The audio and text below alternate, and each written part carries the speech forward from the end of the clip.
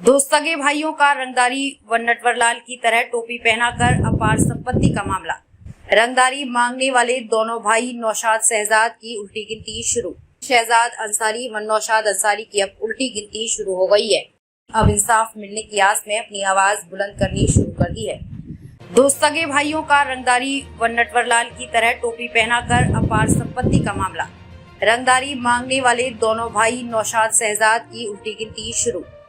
जनपद बिजनौर के थाना नगीना क्षेत्र में कई लोगों को मुंगेरीलाल के सपने दिखाकर अपनी ठगी का शिकार बनाने वाले दोनों भाई शहजाद अंसारी व नौशाद अंसारी की अब उल्टी गिनती शुरू हो गई है, क्योंकि नगीना एसीजेएम के आदेश पर दोनों भाइयों के खिलाफ नगीना थाने में रंगदारी सहित कई गंभीर धाराओं में मुकदमा पंजीकृत होने के बाद दोनों भाइयों का शिकार हुए कई पीड़ितों ने भी अब इंसाफ मिलने की आस में अपनी आवाज बुलंद करनी शुरू कर दी है। प्राप्त विवरण के अनुसार थाना नगीना क्षेत्र के ग्राम कस्बा कोटरा निवासी पीड़ित वसीम अहमद पुत्र मोहम्मद अली से हरिद्वार की फैक्ट्री से पुराना लोहा पार्टनरशिप में दिलाने के नाम पर 14 लाख रुपए की धोखाधड़ी करने वाले नौशाद अंसारी व उसके छोटे सगे भाई शहजाद अंसारी ने पीड़ित से ही 5 लाख रुपए की रंगदारी मांगते हुए व पीड़ित को उल्टा धमकाते हुए रुपए वापस मांगने पर जान से मारने की धमकी देने वाले दोनों आरोपियों के खिलाफ माननीय न्यायालय नगीना ने पीड़ित के प्रार्थना पत्र 156/3 पर सुनवाई के बाद नगीना पुलिस को संबंधित धाराओं में रिपोर्ट दर्ज करने के आदेश दिए हैं, जिससे पीड़ित को अब न्याय की उम्मीद जग गई है। नगीना पुलिस ने भी मामला दर्ज कर कानूनी कार्रवाई शुरू कर दी है, जिससे दोनों सगे भाइयों की अब उल्टी गिनती शुरू हो चुकी है।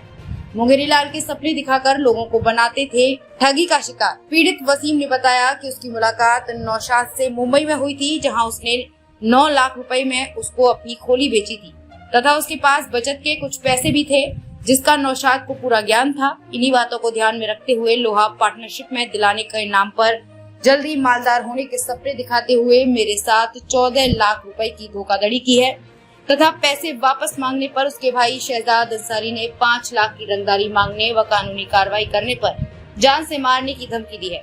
वहीं साल 2016 की घटना के हकीकतपुर गंगवाली निवासी मोहम्मद हुसैन पुत्र नजीर अहमद व उसकी पत्नी शाहजहां ने गत 4 अगस्त को नगीना थाने में पहुंचकर ठगी करने के माहिर नटवरलाल नौशाद अंसारी पुत्र दिलशाद अंसारी पर खाली पड़ी जमीन पर मोबाइल टावर लगवाने व कंपनी द्वारा 15 लाख रुपए और एक बेटे को नौकरी तथा 35,000 रुपए प्रतिमाह किराए के रूप में दिलाने के नाम पर 60,000 ले लिए। बाद में हवेली में पड़ोसी के उतरे पतला ने बंद कराने के नाम पर किस्तवार 42,000 रुपए ले लिए। कुल 1,82,000 की ठगी करने वाले नटवरलाल नौशाद अंसारी के खिलाफ नगीना पुलिस ने मुकदमा पंजीकृत कर बड़ी हवेली रवाना कर दिया था। पत्रकारिता की आड़ में अपने गलत कामों को पहनाते हैं असली जामा। नटवरलाल के नाम से जनपद बिजनौर में अपनी पहचान बना चुका नौशाद अंसारी बहुत ही शातिर किस्म का व्यक्ति है। सूत्रों की माने तो पहले ये भोले भाले लोगों को अपनी टीम द्वारा जाल में फंसा लेता है, उन लोगों को अपने भरोसे में लेकर कोरे कागजों पर साइन कराकर अपनी मनमर्जी से तहरीर उतार देता है। ऐसा ही एक वाकया कस्बा कोटरा निवासी नजमुल हसन का तब सामने आया जब शातिर नटवरलाल नौशाद ने कुछ पैसे कारोबार के नाम पर देकर उससे 32 लाख रुपए की रकम वसूल की, जिसका वीडियो फुटेज भी पीड़ित के पास मौजूद है, जिसमें मोहल्ला कलालान स्थित एक मदरसे के मौलवी के सामने 32 लाख रुपए की रकम गिनी जा रही है, जिसमें दोनों भाई शहजाद अंसारी व नौशाद भी मौजूद हैं। पीड़ित के भाई खुर्शीद ने बताया कि दोनों भाइयों ने हमारे साथ धोखाधड़ी कर 32 लाख की रकम वसूल करने के बाद फिर हम पर 64 लाख रुपए की रकम का पर्चा बना दिया तथा उसके बाद हमारे खिलाफ मुकदमा अपराध संख्या 309/21 में लूट सहित गंभीर धाराओं का मुकदमा पंजीकृत करा दिया, किंतु नगीना पुलिस ने जांच के उपरांत दूध का दूध पानी का पानी कर दिया। दोनों भाइयों की ठगी का शिकार नजमुल हसन का परिवार भी अब ईमानदार मुख्यमंत्री योगी आदित्यनाथ की ओर उम्मीद भरी नजरों से देख रहा है, ताकि उसे भी इंसाफ मिल सके। बरेली में तैनात एक उच्च अधिकारी से बताते हैं अपने घनिष्ठ संबंध।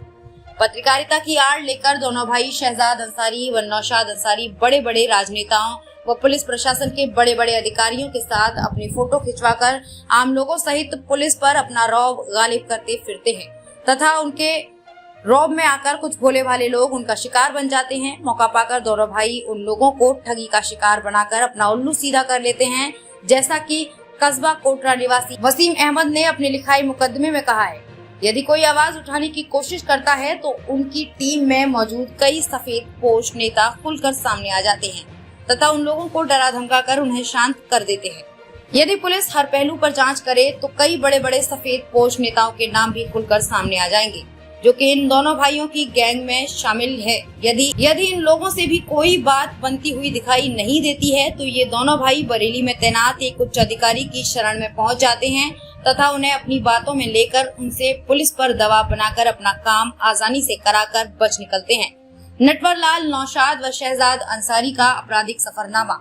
नटवर लाल, नौशाद अंसारी का आपराधिक इतिहास, ब्लैकमेलिंग सहित कई मुकदमे इस पर पंजीकृत हैं तथा चीटर नौशाद अंसारी पर गुंडा एक्ट की धारा कार्रवाई नगीना पुलिस द्वारा की गई तथा कई बार नौशाद अंसारी जेल जा चुका है। मुकदमा अपराध संख्या 1023/2006 धारा 504, 506, 406, 420। मुकदमा अपराध संख्या 306C 2000/2006 धारा 338, 420, 504, 506। मुकदमा अपराध संख्या 324/16 धारा 420, 406, 504, 506। मुकदमा अपराध संख्या 472/16 धारा 3(1) गुंडा अधिनियम। मुकदमा अपराध संख्या 292/2022 धारा 386, 406, 420, 504, 506 तथा उसका भाई शहजाद अंसारी पुत्र दिलशाद अंसारी मुकदमा अपराध संख्या 292/2022 धारा 386, 406, 420, 504, 506 में नामजद आरोपी हैं। वहीं सूत्रों से ये भी बात सामने आ रही है, आखिर जब इनकी कोई लीगल कारोबार नहीं है तो आखिर इन लोगों की संपत्ति कहां से इतनी बढ़ रही है। माना जाए तो कई करोड़ रुपए की संपत्ति व नगद राशि इन दोनों भाइयों के पास हरजीत है। मुंबई में मकान, बिजनौर के नगीना में मकान और तमाम जगह प्रॉपर्टी आखिर कहां से आ रही है। यहाँ तक आपको बता दें, ये दोनों पत्रकारिता की आड़ में लाइसेंसी अवैध शस्त्र भी रखते हैं जिससे लोगों में इनका भय बना रहे। इतने मुकदमे दर्ज होने के बाद भी संबंधित अधिकारियों ने अब तक इनका लाइसेंस भी रद्द नहीं किया। आखिर वो किस बात का इंतजार कर रहे हैं? किसी बड़ी वारदात को अंजाम देने के बाद इन बातों पर ध्यान दिया जाएगा। बताया जाता है कि नटवर लाल का कहना रहता है कि इनके पास नोटरी स्टैंप किए हुए पेपर हैं, लोगों के साइन हैं, ठगी करते हैं या फिर कहते हैं ब्याज पर पैसे दिए हैं, जिसकी वसूली कर रहे हैं। आखिर इन्हें ब्याज वसूलने का अधिकार किसने दिया है? और इतना धन केस में इनकम टैक्स डिपार्टमेंट की नजरों से छुपते छुपाते ये किस तरह का कारोबार है? जहां देश के प्रधानमंत्री जी डिजिटल इंडिया बनाने का सपना देख रहे हैं, डिजिटल पेमेंट करने को कह रहे हैं, वहां इतना धन, इसे हम क्या कहेंगे? ना शासन को पता, ना प्रशासन को, ना बैंक की कोई डिटेल। तो आप ही बताइए ये लीगल तरीके का पैसा कैसे हुआ? फिलहाल दोनों भाई नगीना पुलिस से फरार हैं। नगीना पुलिस इनकी तलाश कर रही है, परंतु देखने वाली बात अभी यही है कि आखिर माननीय मुख्यमंत्री जी योगी आदित्यनाथ जी, जहां आपका बुलडोजर अपराधियों में कोई भी फर्क नहीं देखता, तो आखिर ऐसे लोगों के खिलाफ रोजगार व संपत्ति की जांच कर कार्रवाई क्यों नहीं की जा रही है?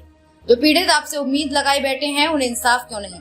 माननीय मुख्यमंत्री जी, आपके वरिष्ठ पुलिस अधिकारियों को ऐसे लोगों पर ध्यान क्यों नहीं दिया जा रहा है जो समाज के लिए गंदगी से कम नहीं है? बस अब देखना ये है कि हमारी खबर संज्ञान में आने के बाद माननीय मुख्यमंत्री जी व पुलिस के वरिष्ठ अधिकारी पूरे मामले पर क्या एक्शन लेते हैं। Bureau report, Bijnor, Uttar Pradesh. जी, क्या मामला है जो आपने इन दोनों भाइयों के खिलाफ मुकदमा पंजीकृत कराया है? मैं वसीम अंसारी कोटरा का रहने वाला हूँ। नौशाद और शहजाद दोनों भाई ये पत्रकार है नगीना के, जिन्होंने मुझे एक फैक्ट्री में स्क्रैप दिलाने के बहाने एक स्कीम बताई कि इस फैक्ट्री में 80 से 85 लाख का माल है, जिससे हमें 20-25 लाख रुपए का मुनाफा हो जाएगा। आधे आप डालो, आधे मैं डालता हूँ, और फिर उसके बाद इस फैक्ट्री के माल खरीदेंगे, दोनों को ठीक ठाक फ़ायदा हो जाएगा। अब इनसे मेरे पुराने ताल्लुकात थे, क्योंकि मैंने इन्हें नौशाद भाई को एक अपनी खोली भी दी थी, तो बस उस वजह से मुझे इन पर भरोसा हो गया, इसीलिए मैंने इन्हें वो 14 लाख रुपए दे दिए। फिर मैंने इनसे स्क्रैप की बात कही तो इन्होंने टालते रहे 1 दिन 2 दिन, और जब फिर मैंने इनके बारे में नगीने में आके पता करा तो लोगों ने ये बताया कि ये लोग तो चीटर लोग हैं, कहाँ तो इनके चक्कर में आ गया बता। फिर उसके बाद मैंने इनके खिलाफ़ एप्लीकेशन एक नगीना थाना में दी, जहाँ मेरी कोई सुनवाई नहीं हुई। फिर मैंने SP बिजनौर को दी, वहाँ भी मेरी कोई सुनवाई नहीं हुई। जब मैं हार गया उसके बाद मैंने कोर्ट का दरवाज़ा खटखटाया। उसके बाद वहाँ से 156(3) में इनके खिलाफ़ मुकदमा हुआ जो नगीना थाना में आया। उसके बाद ये तुम्हारा नगीना थाना में आया तो वहाँ भी मेरी रिपोर्ट नहीं दर्ज हुई। 4-5 दिन वो रहा। जब इसकी रिपोर्ट दर्ज हुई तो उसके बाद पुलिस कोई एक्शन ही नहीं ले रही है। अब मैं बहुत परेशान हूँ, ऐसी हालत में मैं क्या कर सकता हूँ। आपने जो इनसे एक हलफनामा जो शहर में इस टाइम मीडिया में चल रहा है कि आपने इनसे समझौता कर लिया, क्या मामला है वो सर ये बात है, जब ये क्या नाम मेरा मुकदमा यहाँ आया, आदेश यहाँ आया, तो इन लोगों को पता चला, क्योंकि थाने में भी इन लोग के आदमी रहते हैं, ये लोग बहुत बड़े चीटर है। अब क्या कर सकता हूँ मैं इसमें। ये है जब ये हलफनामे के बारे में इन्हें पता, कुछ लोगों को गाँव के जिम्मेदारों को हमारे यहाँ भेजा, उनसे मेरे ऊपर दबाव दिलवाया कि कहाँ तू इन चीटरों में चक्कर में पड़ रहा है, चल हमारे साथ चल, तेरा फैसला करवा देते हम, तेरे पैसे दिलवा देंगे। जब मैं इनकी बातों में आके वहाँ चला गया, उसके बाद नौशाद वहाँ था जिससे मेरी बात हुई, उन्होंने कहा तेरे पैसे मिल जाएंगे, तो इस हलफनामे पे साइन कर दे, हलफनामे पे साइन कर दे। तो मुझसे साइन करवा लिए। जब मैंने कहा मेरे पैसे, तो फिर इसने तमंचा निकाला और मुझे डराने की कोशिश की। यानी ये जो तमंचा है ना, सरकार ने हमें इसलिए दे रखा कि तुम जैसे लोगों को डरा के काम कराऊँ, और तू हमें जानता नहीं, हम बहुत बड़े पत्रकार हैं, थाना भी हमारी जेब में रहता है, तेरी तो क्या औकात है। अब मैं डर गया, मैंने उस एवज में साइन कर दिए।